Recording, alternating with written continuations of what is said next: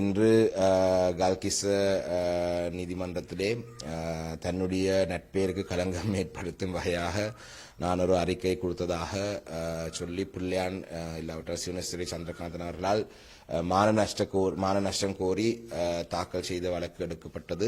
அந்த வழக்கு எதிர்வரும் 8ஆம் மாதம் 18ஆம் தேதிக்கு புதிய தேதி அறிவிக்கப்பட்டிருக்கு. கடந்த அமர்வின் பொழுது புல்லியான் அவர்கள் வராத காரணத்தினால் 50,000 தண்ட பணம் வழங்கப்பட்டது. ஆனால் இன்று சட்டத்தரணிகள் பேசி இந்த 18ஆம் தேதிக்கு ஒரு தேதியை குறித்திருக்கிறார்கள்.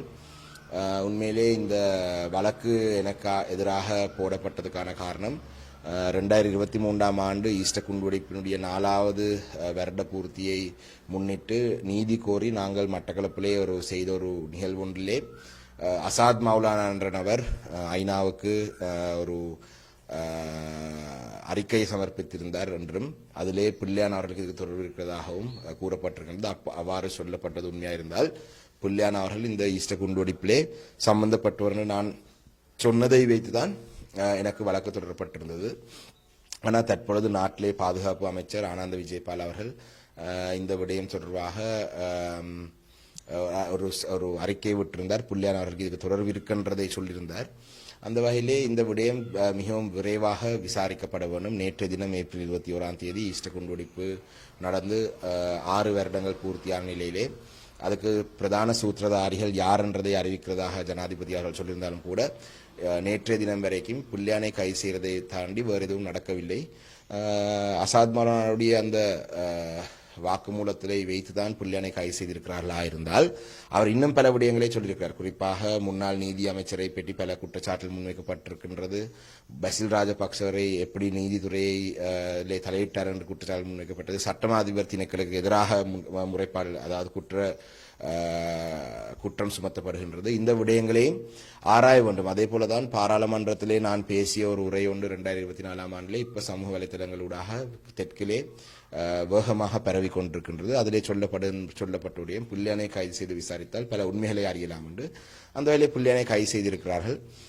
என்னுடைய ஏனைய உரைகளிலேயும் ஹென்சாடை எடுத்து பார்த்தால் பல உண்மைகளை பல விடயங்களை நான் வெளியிலே சொல்லியிருக்கிறேன். இந்த விடயங்களையும் உடனடியாக விசாரித்து ஏனைய தரப்பினருக்கும் நடவடிக்கை எடுக்க வேண்டும் என்பதை சொல்லிக் கொள்கிறேன்.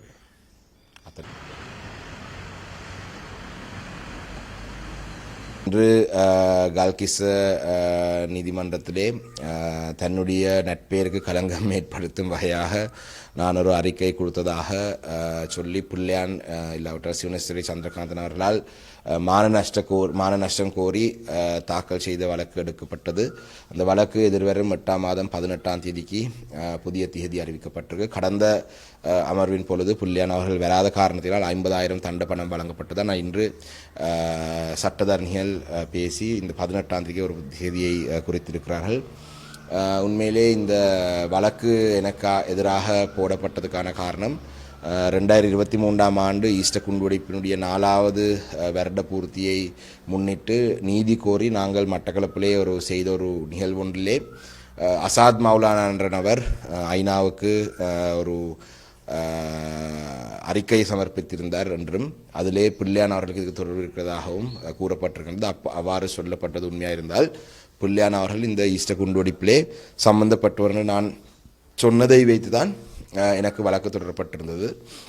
ஆனால் தற்பொழுது நாட்டிலே பாதுகாப்பு அமைச்சர் ஆனந்த விஜயபால் அவர்கள் இந்த விடயம் தொடர்பாக